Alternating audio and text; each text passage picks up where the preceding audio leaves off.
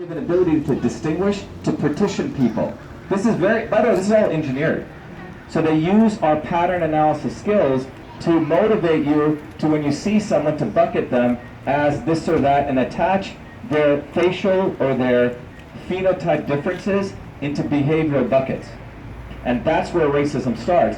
And always it's connected to economics.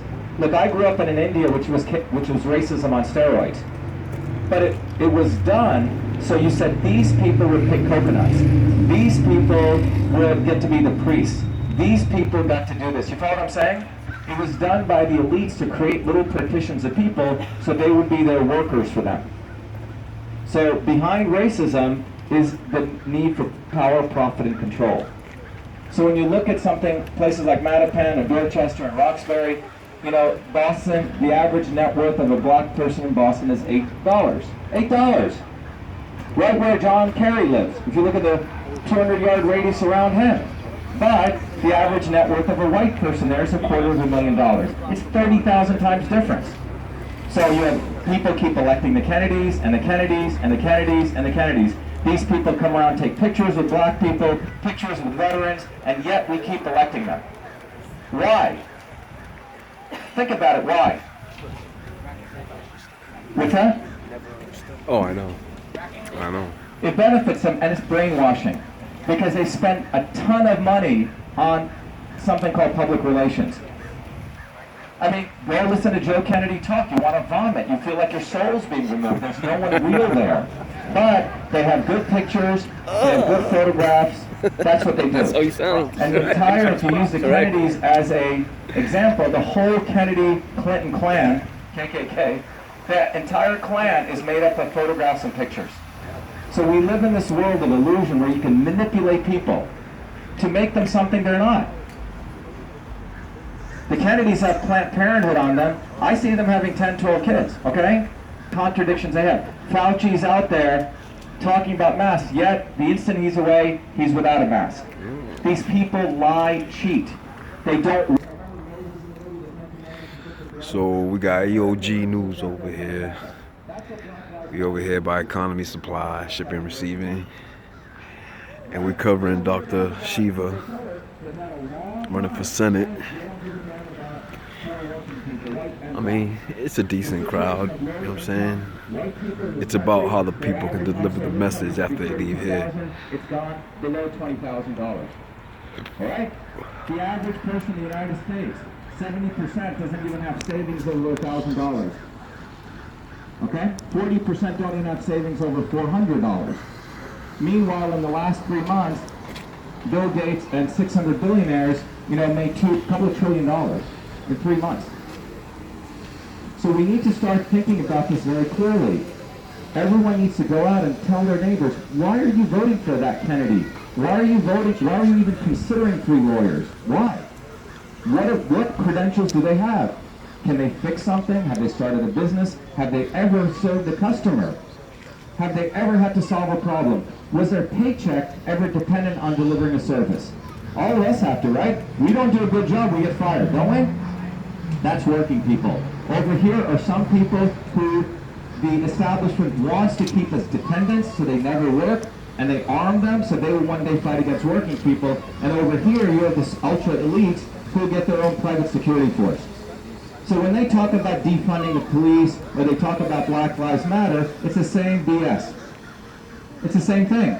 They want to get black people all hyped up against the police, and then they want to get white people saying, yeah, I support the police against black people. You see what I'm saying? It's the same stuff. But ultimately what it'll do is the rich people, the super wealthy will have private security, and the thugs will have their weapons, and we as working people will have nothing. So it's time that we realize that we got to move beyond black and white. We got to move beyond left and right. Working people have to unite, and that's what this campaign's about. It's about us recognizing what's real. What's real is Claudio and his brothers who started that company from nothing, right? That's what's real. What's real is that... Big ups to these folks right here. Is, big ups, big ups. Someone like, Jen Bennett, right? And her son, right? That them deciding, having to make these very tough decisions. Am I going to vaccinate my kid or am I not? Not just blindly saying, oh yeah, I agree with everything, right? And Michelle said something interesting. She works at a place where everyone's wearing masks. When you go to the shopping mall, oh yeah, I'm going to wear the mask because it's easier. Because I don't have to fight with somebody. Whenever you do something that's easier in life, I'm telling you, there's a price you always pay because you're giving up a talent of freedom. And you can't be doing that. Amen.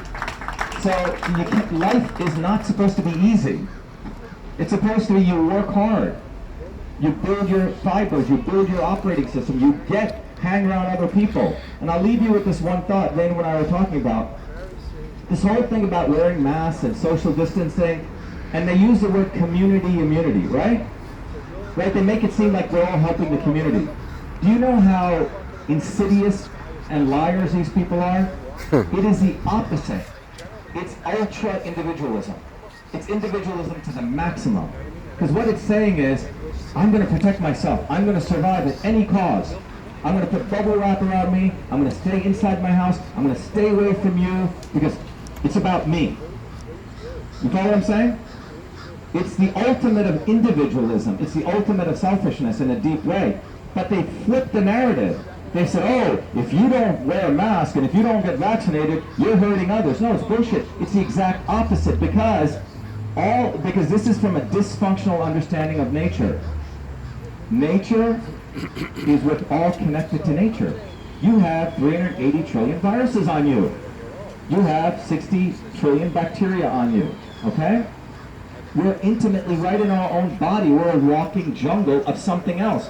I'm not Shiva Ayadure with 6 trillion cells. I'm Shiva Ayadure with 6 trillion cells, 6 trillion bacteria, and another 380 trillion viruses. You see what I'm saying? That's who I am. And we're all connected to everything around us. So this fundamental thing is a dysfunctional understanding of nature. And it's basically, are we going to live with nature in true connection, or are we going to become machines? That's what this is really about. I hope you understand what I'm saying.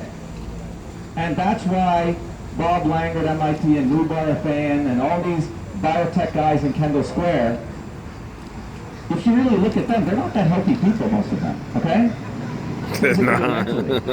They care about one thing, maximizing profit and making as much money as they can. That's great, they'll do that. But they want us all to be part of that.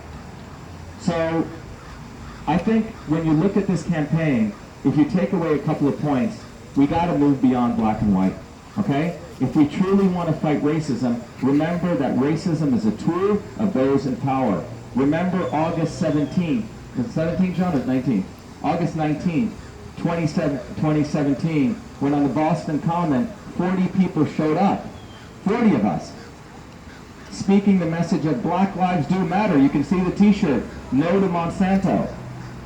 Okay, we exposed Hillary Clinton. 40,000 people showed up saying that I was a white supremacist and a Nazi. And who was behind that? Charlie Baker, who was running against a Hispanic, and Walsh, who was running against a black guy who lives right down the street here. Yeah, Walsh is really That's how insidious these people are. They're evil. Richard said it, they're evil. And so, establishment who are a bunch of racists, who say racism doesn't just to hop on the point of Marty Walsh. Yo, I'm sorry, man, but if you ever listen to the man speak, he's a blithering idiot. He really doesn't know what he's talking about. He really doesn't read any legislations or bills. So once again, I just want to give a big shout out to Economy Supply for hosting this event. Obviously, they care about freedom. You know what I'm saying? From what my understanding, the owner is a vet. Infrastructure. It is infrastructure that's the operating system that ends racism. They haven't done that. The civil rights movement didn't do that. They sidelined Malcolm X, who was getting all of this. They pushed the civil rights, which was really about cosmetic type things. They never addressed infrastructure in inner cities. They wanted black people and poor white people to live in poverty so they can manipulate them. They don't want to solve racism. Is that clear?